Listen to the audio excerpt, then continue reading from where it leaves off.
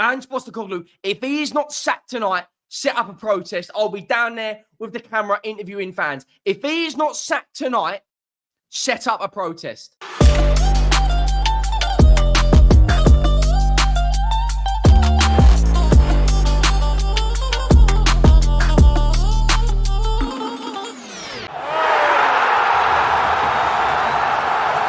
I'm going to say it right now. He's statistically, tactically, the worst Tottenham manager I have seen in the Premier League era.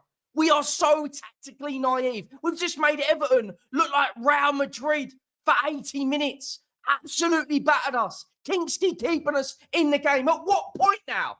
At what point do we turn around and say, sack this manager, enough is enough? He is diabolical.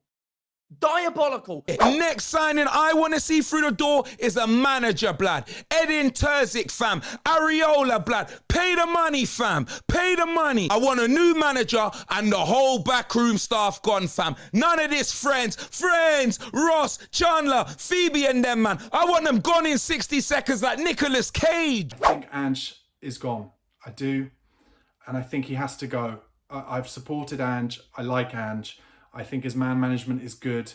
He's got the right ideas, but I do not think that his style of football, and no matter what you say about the injuries, no matter what you say anything, I do not think it is sustainable in the Premier League. I mean, Ange's neck is definitely on the line now, and if the club got rid of him and replaced him, I mean, that's understandable, given the results we've got. I don't think it's a good idea, because I've seen this story before.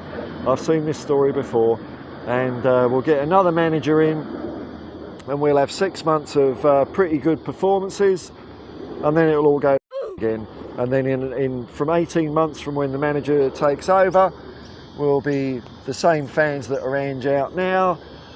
Will be whoever the new manager is, Billy and the Bollocks, Billy Bollocksky. I don't know who it's going to be, but they'll be on his case.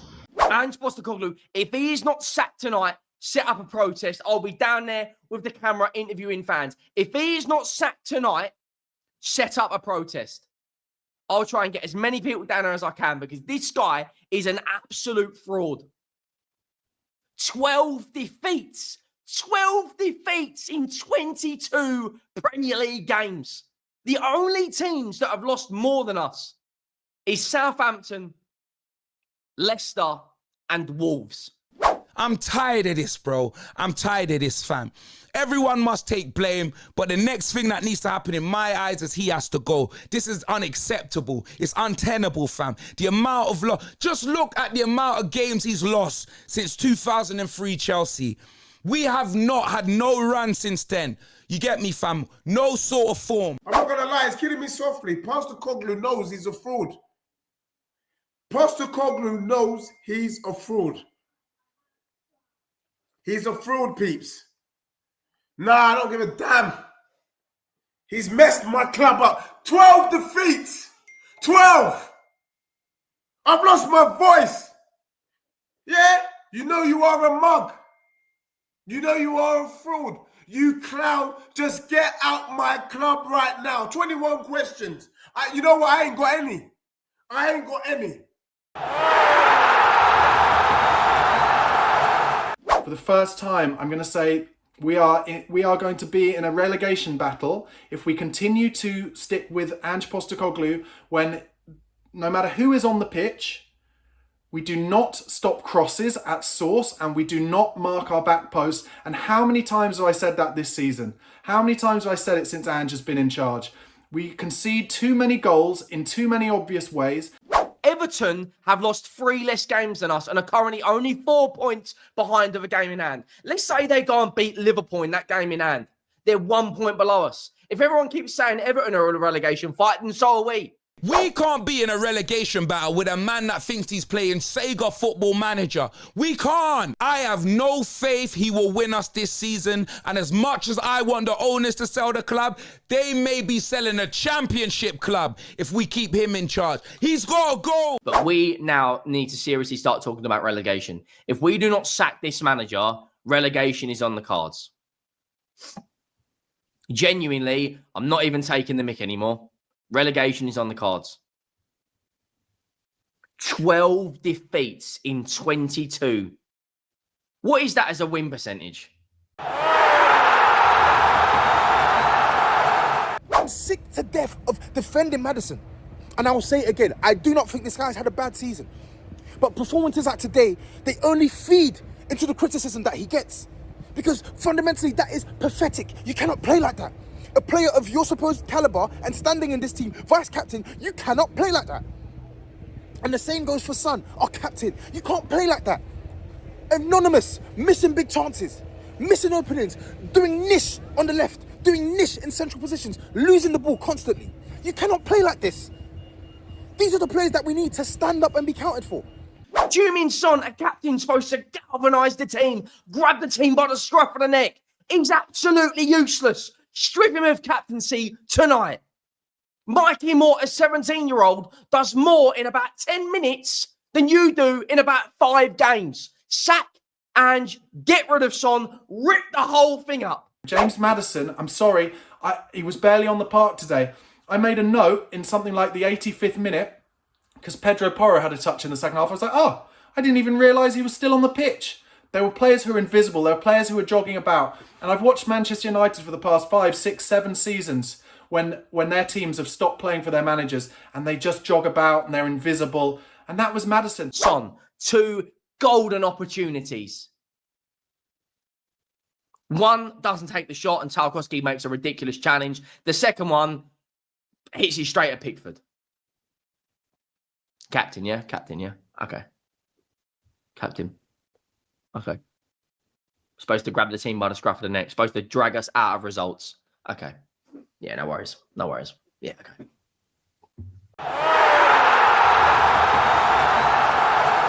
I'm telling you, I'm not putting this down to injuries, because even with Solanke out, we should be beating this Everton team. We shouldn't be losing to Ipswich.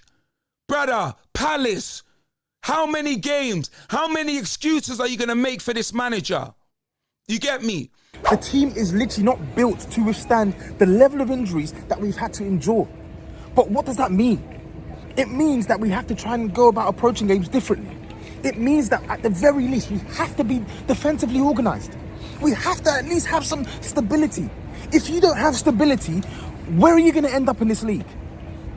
And that's not even a thing in relation to us having 11 or 12 players injured. That is just a bare, basic, fundamental you need to have. Any good team needs to have in the Premier League. And we never have it.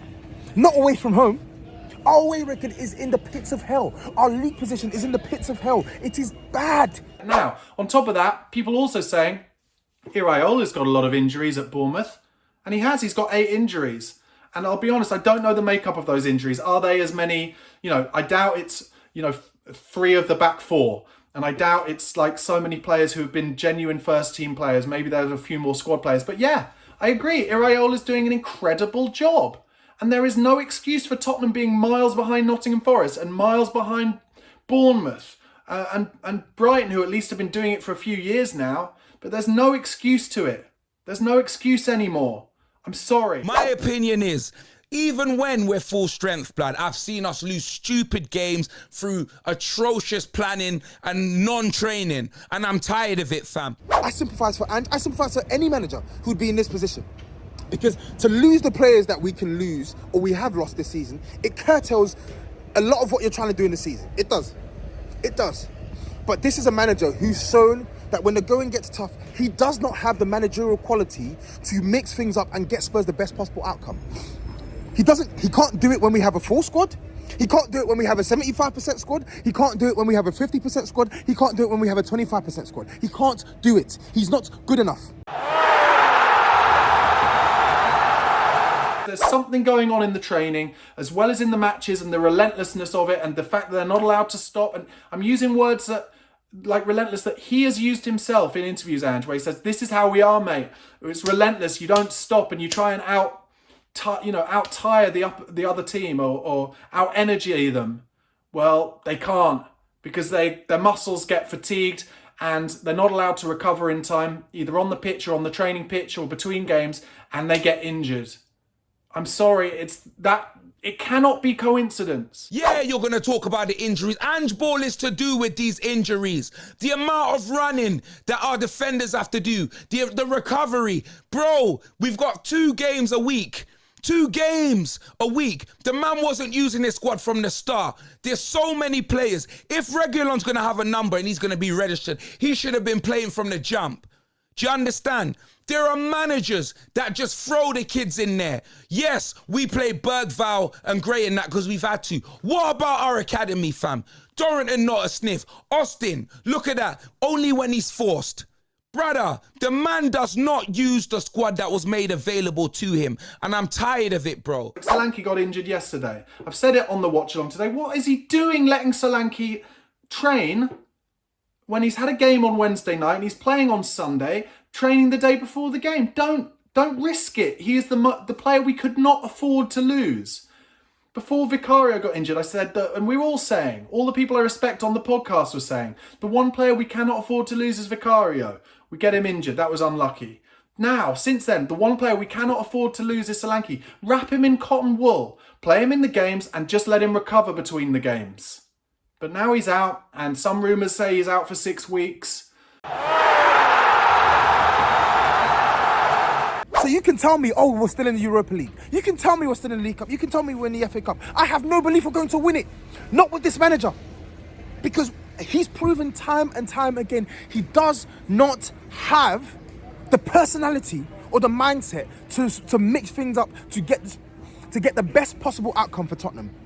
He does not prioritise that over his own belief of how the game should be ran. If we continue like this, we will get knocked out of the Carabao Cup in the second leg. I think with Solanke not playing, we've got no chance at Anfield anyway. I thought we were going to win that. I genuinely thought we were going to get to the final. But if we cannot hold the ball up in the final third in the second leg at Anfield, we have zero chance whatsoever.